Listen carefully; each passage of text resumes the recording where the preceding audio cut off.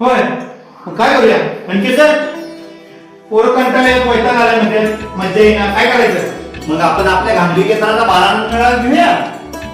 हो, पण कधी घ्यायचा? आता शिमगा झाला की 5 तारखेला आहे, 5 तारखेला घेऊया मग. पण घ्यायचा कुठं? हो सर. काय? बालक मेळावा घ्यायचं म्हणजे संकेत सर आपल्या इथं हा कसं करूया? चालेल ना. आपल्याच शाळेत घेऊया ना. येऊया का रे? कुठं? परिसर प्राथमिक शाळा धुळवाडी. ठरलं तर मग. नमस्कार मंडळी.